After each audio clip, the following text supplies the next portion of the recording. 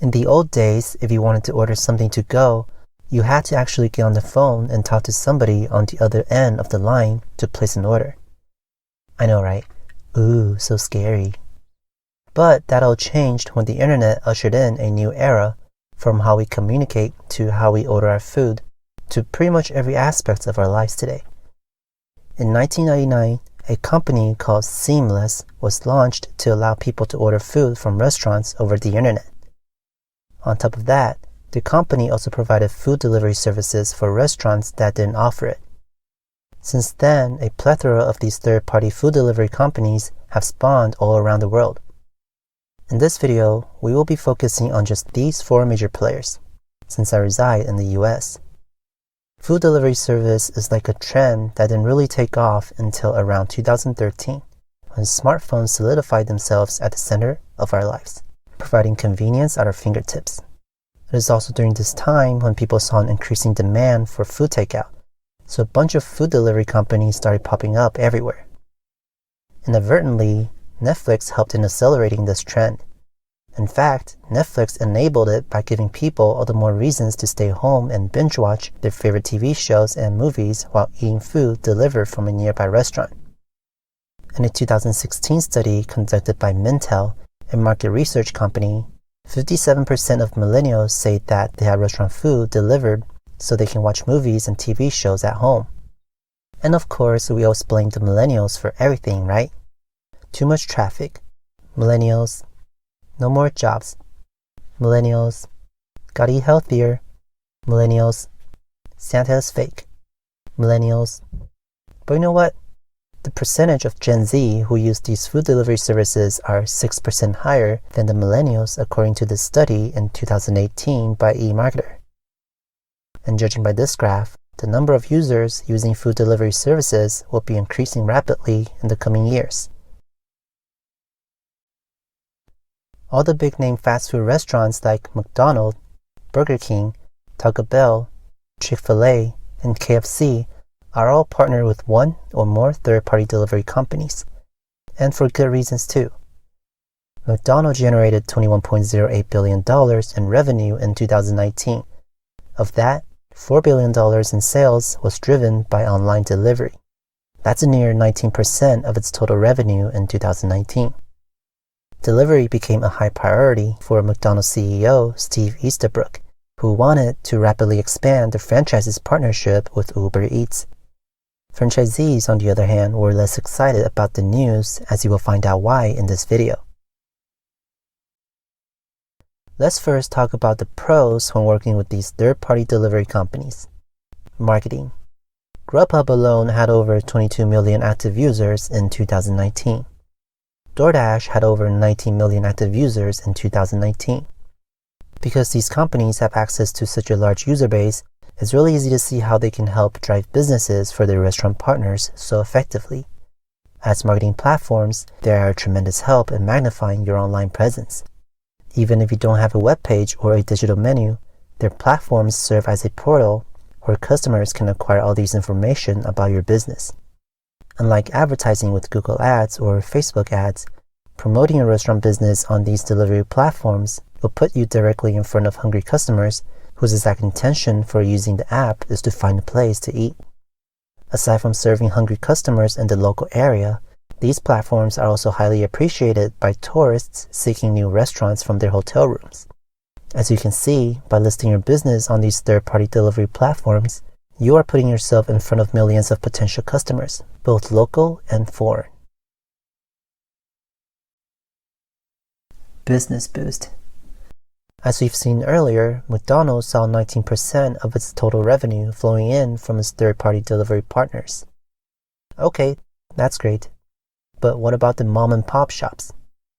Well, look no further than the subreddit for restaurant owners. And the result varies between 5 to 30% in sales increase. According to the MPD Group, an American market research company, restaurants should expect a 20% increase from these delivery platforms. As more and more people utilize these services, restaurants can expect an even bigger increase in sales. Businesses can take advantage of the off-peak hours when there are less people coming into their restaurant to generate business with delivery. On the other side of the coin, when the business is picking up, food delivery allows restaurants to enjoy increased revenue without the need to expand their restaurant seating capacity. Convenience. Third-party delivery platforms provide convenience for both customers and restaurant operators alike. For customers who have inconvenience with their mobility or are stranded at work, they can still enjoy great food without going to a restaurant. For restaurant operators, it saves them the need to hire an in-house delivery team that includes a dedicated driver, driver's insurance, and a company car, and also the need to host their own online ordering platform. Furthermore, even when the weather is terrible, restaurants are still able to reach customers with these third-party delivery services. Now, if you are watching this video some years into the future, we are currently in the midst of a global pandemic caused by COVID-19, also known as the coronavirus, that originated from Wuhan, China. As of March 2020, there are over 670,000 reported cases and over 30,000 deaths. Due to the severity of the situation, many cities across the United States have issued a shelter-in-place protocol, urging people to stay home and to practice social distancing. Because of this, thousands of schools have been canceled, flights being grounded, and restaurants and bars shuttered. And why are we talking about this? Because thanks to these third-party food delivery companies, restaurants are still able to operate their businesses without shutting down completely. So, a big thanks to them. Alright, let's talk about the downsides of partnering with these third-party deliveries. High commission fees. The commission fees can range from 15 to 30%, with the average hovering around 25%. Some restaurants have even reported to paying as high as 35% in commission fees. For those outside the restaurant industry wondering if 30% is a lot, if you look at Steam, Valve charges a 30% commission rate on all games sold on Steam. For apps that are free to download but consist of in-app purchases or microtransactions, Apple takes a 30% cut for each sale. So is 30% rate even a big deal? Well, I don't know about the profit margin for the other business industries, but the profit margin for the restaurant industry is razor thin, with the average around 5 to 6%. So a rate of 30% commission fee can effectively eat into the restaurant's profit. When an order is placed, the customer pays the delivery companies for their orders. The courier or driver comes in to pick up the food, and a week later, the delivery companies will send the restaurant a check minus the commission fee. And the commission fee does not even cover the credit card processing fee either, so you still have to pay for that. Now, you might ask, why don't they just raise the price on their online menus? Well, that's because some delivery platforms explicitly prohibit them from doing so. No markup to the original prices. The online prices have to reflect the actual prices on the dine-in menu. Upon shuttering, Gaslamp Cafe, located in San Francisco, plastered a sign on their window letting their customers know that the delivery platforms ultimately doomed their business. So why are the restaurant owners doing this to themselves? Because some restaurant operators do see profits coming out of these delivery orders. No matter how small of a profit that comes from these delivery orders, they still cherish it, and with the hope that the customers will return to dine at their restaurants if they like the food. POS Integration. One of the main issues with utilizing third-party delivery platforms is that their POS, point of sale systems, are not designed to receive orders from multiple third-party delivery platforms. Restaurant owners will require one tablet to run each delivery platform, and then enter all the orders individually into the POS system. This leads to a phenomenon called tablet hell, where there are so many tablets one has to juggle with that they look like they're running a Sprint store, resulting in order mistakes and the impediment of workflow in the restaurant. One solution is to just partner with one delivery platform and stick to it. But others might argue that you should put your business on as many platforms as possible to maximize your business exposure, because different delivery platforms have different reach in different cities. Another solution is to integrate a software that's designed to streamline and integrate all third-party delivery orders into your POS system. This way, the orders from these platforms will automatically show up on your POS system. Delivery flaws. We often assume that these high-tech companies are efficient in what they do, but in reality, they are not. A lot of times, the food is made but are just sitting there on the counter waiting to be picked up. If there's a courier nearby, you can't just ask them to deliver for you because they're not assigned to that particular order.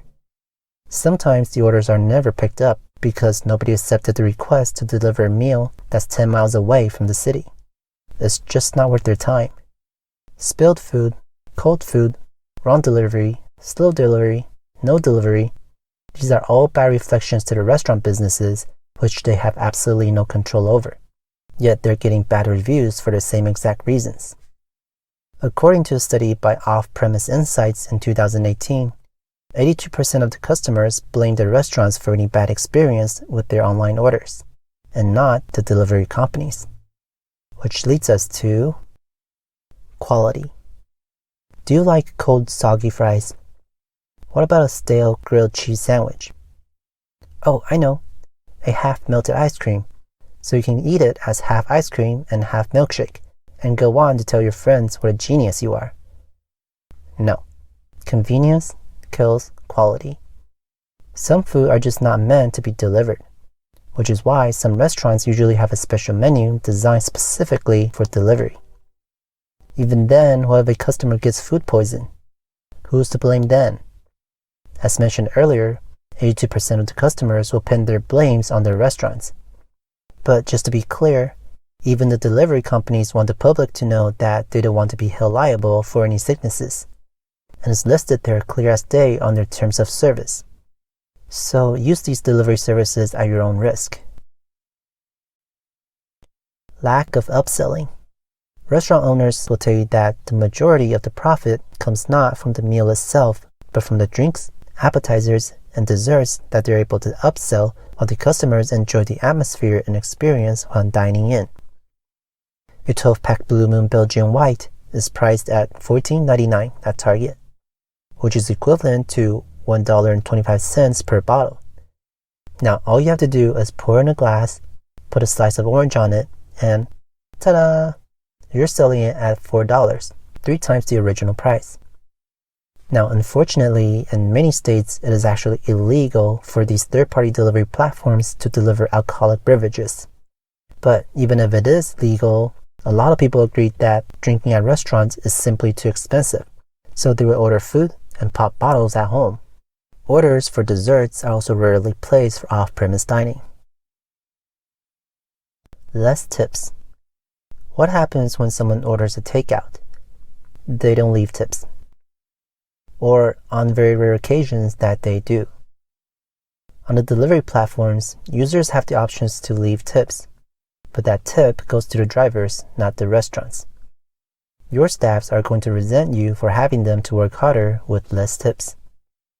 So, more delivery leads to less tips, and less tips leads to more employee turnover because they're dissatisfied with the wage earned. The restaurant industry is probably famous for its high rate of employee turnover, and being that it's costly to train the employees, is it really a good idea to continue to foster this culture of off-premise dining? Which leads us to cannibalization. The number of on-premise dining is slowly being cannibalized by the number of off-premise dining. As more people resort to eating at the comfort of their home with Netflix, they are less inclined to eat out. Because why would you want to spend time and money on gas to drive to the restaurant when the food can be delivered directly to you? A 2018 survey reported by Morgan Stanley showed that nearly 50% of consumers use delivery apps to directly replace visiting the actual restaurant. As time goes on, even if your off-premise orders continue to grow, your on-premise will continue to shrink, and so will your profit, since delivery has always been less profitable than your typical dine-in orders. Kitchen backlog. Off-premise orders can cause backlog in your kitchen, especially during peak hours. These delivery rushes can easily overwhelm your kitchen, causing all sorts of problems, from the need to hire additional staffs to man the delivery orders, to the struggle of finding extra space in the cramped kitchen to store the orders. Sure, you can easily put these delivery services on pause, but imagine you have 3 orders coming in from all 4 delivery platforms simultaneously. Your kitchen will be overwhelmed. Worse, your on-premise customers will clash with your off-premise customers. Let's take this Yelp review as an example. The restaurant wasn't too busy, but because the waitress was too preoccupied with the online orders, she failed to take care of her in-store customer, and the restaurant received a poor review because of it. There are plenty of other similar reviews where the customers are just so tired of waiting while the couriers are going in and out of the door with bags of food. And this makes the customer question, why do I bother come out when I can stay home and order delivery instead? To fulfill both on-premise and off-premise orders, some restaurants are looking to funnel their delivery orders entirely to a new restaurant concept called the ghost kitchen, which we will talk about in the next video. Food stealing. Did you know that around 30% of the delivery drivers admit to taking a bite of the food they're supposed to be delivering? In a 2019 survey conducted by US Foods, an American food service distributor, 54% of the 500 food delivery drivers surveyed admitted to being tempted by the smell of the customer's food, and 30% of the drivers confessed to eating it. Now, 30% might not sound like much, but that's like 1 in 4 people. If you search it up on YouTube, you can find a lot of these disturbing videos. This is why some restaurants now place tamper evidence stickers on the food packaging to ensure that it's not tampered with. But only a few restaurants actually do this.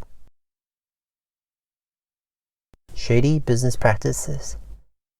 Oh man, there are so many lawsuits surrounding these third-party delivery companies that I'm not even sure where to start.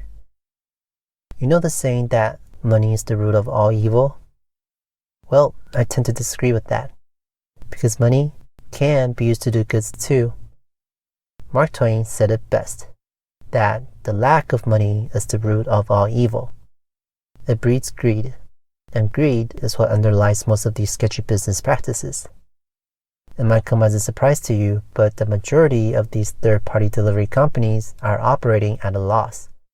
So they need to find ways to appeal to their investors, ensuring them that the delivery business could turn to profit. Let's start with DoorDash's internal struggle with its own drivers. In 2019, DoorDash faced a class action lawsuit over its tipping policy. Apparently, the company was subsidizing its drivers' base pay with customers' tips. What this means is that DoorDash is pocketing your generous tips to pay its drivers. For example, if a driver gets paid $8 for delivery and the customer tips him $3, the driver is still getting paid $8, not $11. Here's how it works. The drivers guarantee an $8 payment, and if the customer did not tip, then DoorDash would have to pay the driver $8 total. However, if the customer tipped $3, then DoorDash only has to pay $5 to make up for the difference. Of course, this caused a lot of uproar across all the third-party delivery platforms, and DoorDash has since changed its controversial tipping policy. The tip will now be added on top of the base pay.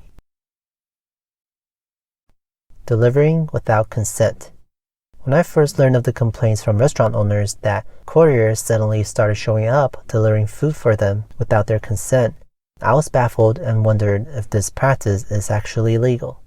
Hundreds of restaurant owners have filed complaints that Grubhub, DoorDash, and Postmates have added their business to their delivery platforms without their permission, and they're left wondering if they should fulfill the orders or not. This leaves the restaurant and customers confused and frustrated, and might even lead to bad online reviews. But the truth is, they have never received any order confirmation because they were never partnered with the delivery platforms. As it turned out, this wasn't just an issue small independent restaurant owners had to face. The problem had escalated to the point that in 2015, DoorDash was facing litigation from In-N-Out Burger, one of the biggest fast food restaurants in California. In 2014, In-N-Out sent a letter to DoorDash demanding them to stop using its trademarks and delivering its products without its authorization. Because for a fast food chain that always prides itself for quality food, it's concerned about the quality of its food once it's out the door. At first, they stopped. Then the service resumed after a few months. So in 2015, In-N-Out filed a lawsuit against DoorDash. Postmates pulled a similar stunt when it was still just a new startup company back in 2011. Chipotle sent a cease and desist letter to Postmates, but Postmates ignored it and continued with the delivery. In 2018, Chipotle caved in and partnered with Postmates, DoorDash, as well as Uber Eats. Now, do you want to know why these third-party delivery companies are so aggressive in adding restaurants to their platforms? I'll tell you why. It's because most of these companies have yet to turn a profit, and they're trying to prove to their investors that they're continuing to expand their platforms to regain the market share. One might assume that big companies like them who are worth billions would also make billions in profit.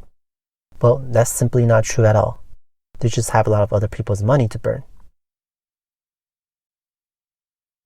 In 2018, SoftBank Group invested $535 million in DoorDash. And DoorDash used it immediately to expand from 600 cities to 3,000 cities.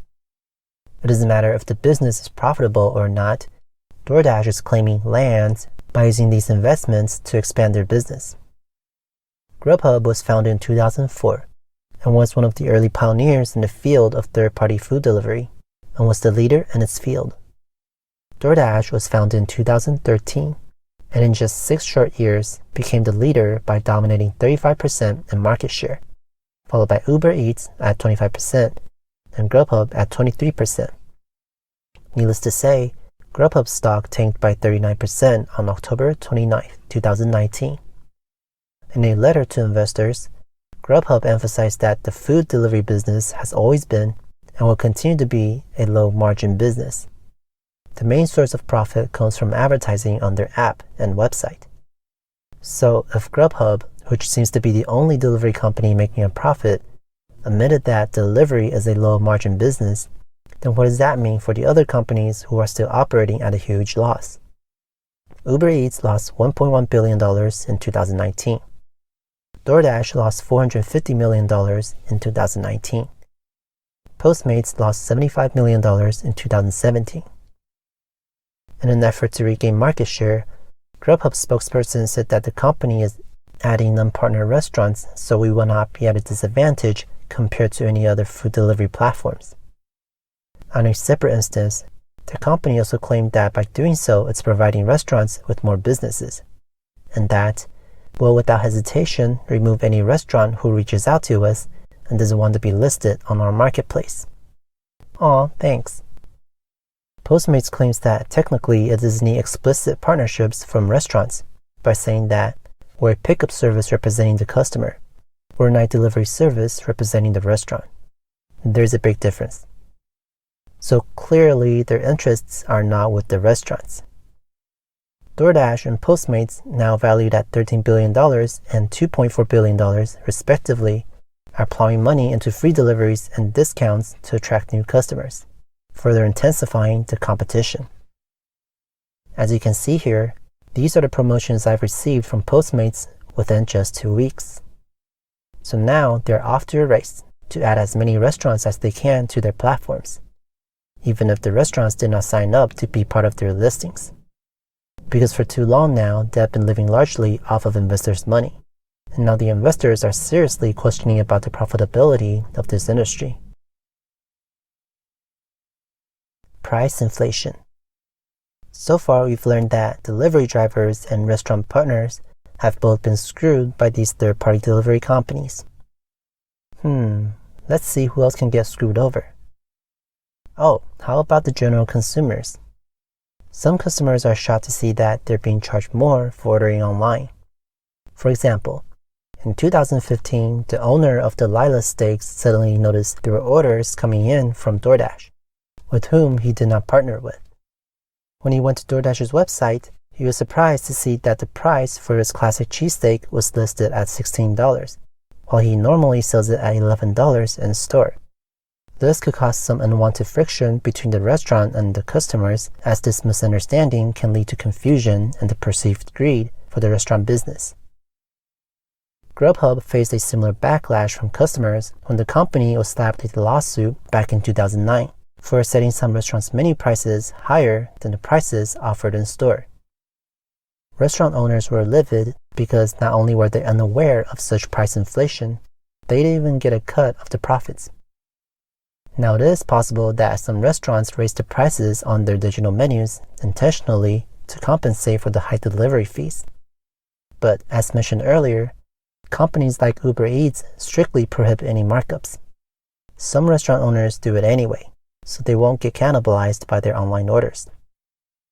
Even though these third-party food delivery companies have been around for a while, the delivery business is still very much in its early stages.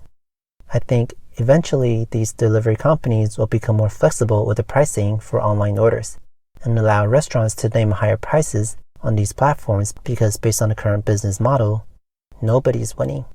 Both the restaurants and the delivery companies are bleeding profits. Something's gotta give, and it will be the customers who will pay. If they want the luxury of having their food delivered to the comfort of their home, they should also pay a premium for that convenience. Grubhub domain fiasco. As we enter the second decade of the 21st century, it's becoming increasingly important to have an online presence. Whether we like it or not, having a digital entity is very crucial for a business success and brand awareness. Imagine a tourist coming into your city and looking up the web to search for a place to eat. The first thing they do before visiting your establishment is probably to look through your menu, so you will need to have a digital menu. Let's take this seafood restaurant for example, the City Fish. Here you can see that the restaurant's main web page is all the way down there on the 4th and 5th search result. And if you look to the right side on the Google Knowledge panel, you can see that Grubhub, Seamless, and DoorDash are all vying for attention to acquire this restaurant's business with their delivery services. Let's take a look at another example. Swad Indian Cuisine. Not bad. Its Facebook pages showed up on the 3rd and 4th search result. But there's just one problem here. Its official restaurant homepage doesn't show up until the 3rd page on Google search result. And before that, it was bombarded by Grubhub, DoorDash, Postmates, and Uber Eats.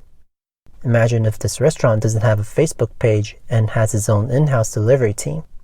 People wouldn't know that. They would just click on the delivery platform they're familiar with, and that's a 30% cut into your revenue.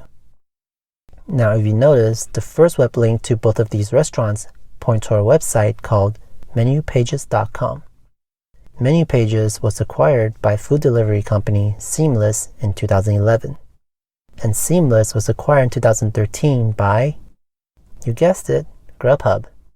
Clicking on delivery will allow your orders to be fulfilled by Grubhub with a 15 to 30% commission fee. Now do you see why it's important to have a solid online presence? These delivery companies are constantly looking for ways to insert themselves into your business. Now, let's say you've had enough being pushed around by these big companies, and you never got around to making a website for your restaurant business. So you decided that today is the day to take that step before you disappear into the internet forever. Well, guess what?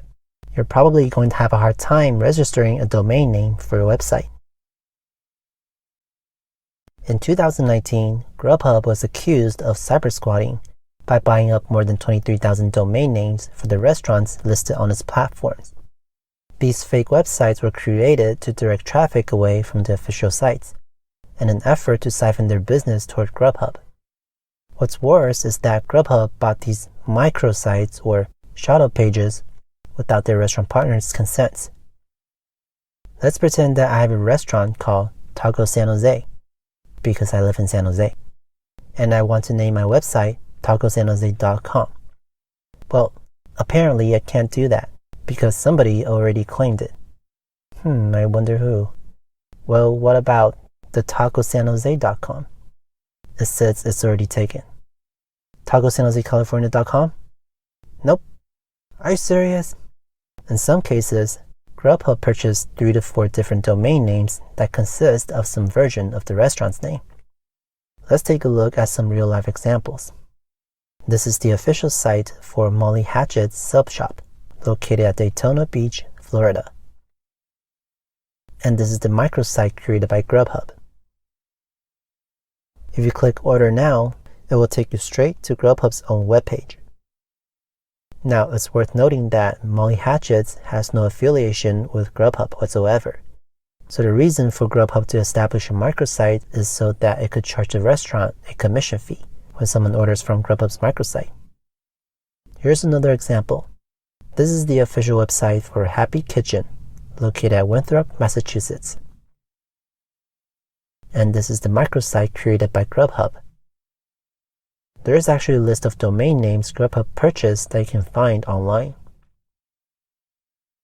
Now, is it legal that Grubhub is squatting on these domain names? According to Grubhub's terms of service, it is actually perfectly legal for them to do that. But in general, cyber squatting is illegal, at least in the US, when your intent is to profit from somebody else's trademark. And lastly, Grubhub Yelp call charges lawsuit. Yelp is an online business directory. Eat24, an online food ordering startup, was bought by Yelp back in 2015. In 2017, Grubhub acquired Eat24 from Yelp, so the two form a very special relationship. Normally, when you search a business up on Yelp to place a call, there's only one phone number. Now, when you press call, two options will show up. You can either place a call to order delivery or takeout, or you can make a call for general questions. That's strange. Is there a difference between the two? As it turns out, there is. The number listed for delivery or takeout is a customized number that Grubhub uses to keep track of the number of incoming calls. The number listed for general questions leads you directly to the restaurant's business number. Even though both numbers are routed to the same restaurant, the number used by Grubhub allows it to charge business owners a referral fee, between 15 to 20% of the total order. In 2019, a class action lawsuit was brought against Grubhub for billing restaurants for the calls without their knowledge, even if the phone calls did not result in any orders and were common questions and concerns. The businesses were still billed accordingly. According to Tiffin, an Indian restaurant chain in Philadelphia, its restaurants were being charged up to $9 per call, even if there were not orders. So the next time you call in for any questions or to place a delivery, use the number that doesn't say powered by Grubhub. Seriously, this company is so shady. Environmental impact. Food delivery is on the rise, and so is the mountain of trash that comes with all the packaging. Remember those days when most restaurants used styrofoams to store food, and they gradually shifted away to using the more expensive but recyclable plastic containers?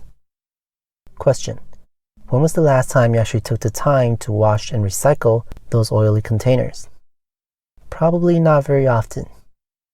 What about the Starbucks cups that store your iced salted caramel mocha? Or the plastic lid that comes with your favorite hot caramel macchiato? I'm willing to bet that most of these cups will end up in the landfill, because even if you toss it in the recycle bin, it has to be cleaned before it can be recycled. And then there are those plastic cutleries that you get from takeout, which you will then shove into your drawer, thinking that it will be used someday. The World Economic Forum estimates that people throw away 40 billion plastic utensils every year in the US alone, and 120 billion pieces in India annually. 79% of the world's plastic are not recycled, harming wildlife and clogging infrastructures. But all is not lost, because in 2019, Uber Eats stepped up their efforts to reduce plastic waste by adopting a utensil opt-in policy globally. So now you have to personally request for straws, utensils, and other miscellaneous items when placing your orders. So good job, Uber Eats. And the last con on our list is lack of loyalty. And I'm not even talking about customer loyalty for the restaurant businesses. I'm referring to the fact that there's no customer loyalty within these third-party delivery platforms. Most users hop from one platform to another looking for free delivery and other promotional deals. In 2017, Grubhub reported that 88% of its users didn't use any other services. But that number fell to 59% 2 years later as competition rises. In a letter to shareholders, Grubhub's CEO said, "We believe online diners are becoming more promiscuous. For years, we saw in our data that Grubhub Diner was extremely loyal to our platform. However, our new diners are increasingly coming to us, already having ordered on a competing online platform, and our existing diners are increasingly ordering from multiple platforms." So, if you're a restaurant owner who hasn't partnered with a third-party delivery company yet, will you be considering partnering with one to boost your business revenue? In the beginning, these delivery services offered a convenient way for restaurants to offer takeout. But as the dining culture shifted so drastically to off-premise dining, it's probably going to hurt the restaurant businesses in the long run due to the high commission rate. There are two camps of business operators. There are those who embrace the future trend of dining and shift their business toward off-premise dining. And then there are those who fear their business is going to get cannibalized if they go down that path. And the hassle to work with delivery companies doesn't warrant that little extra profit. Leave a comment below and I will see you in the next video. Bye.